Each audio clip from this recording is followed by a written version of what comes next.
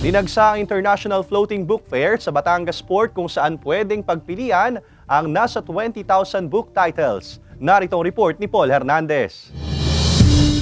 Matapos ang higit isang dekada, balik Batangas Port ang International Floating Book Fair ng MV Dulos Hope. 2007 ang huling dumaong ang barko sa Batangas. Kaya sa unang araw ng pagbubukas nito sa pier, dinagsa ng mga bisita. Doulos is actually a Greek word and it means servant.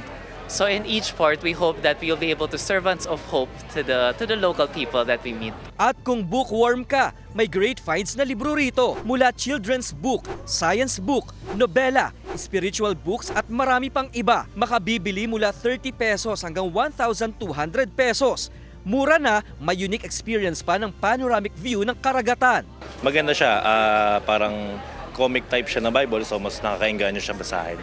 Yun. So, mayroong siyang storyline, then may mga picture na rin. Pakyaw kung pakyaw ang ginawa ni Lloyd sa mahigit 2,000 book selections. Nostalgic dahil naitabi pa niya ang librong nabili rin sa Floating Book Fair sa Bacolod taong 1981. Yung feeling ko ancient na ako kasi 62 na ako and my first book was, I think I was in high school or grade 6. Nostalgic plus I'm really a supporter of the ship, of the floating library. Lula ng MV Dulos Hope ang mahigit 30 crew nito kung saan apat dito Pinoy volunteers. Advokasya ng grupong nangangasiwa ng book fair na magbahagi ng pag-asa at kaalaman sa publiko. And we also share help such as we have humanitarian efforts through the ports that we visit.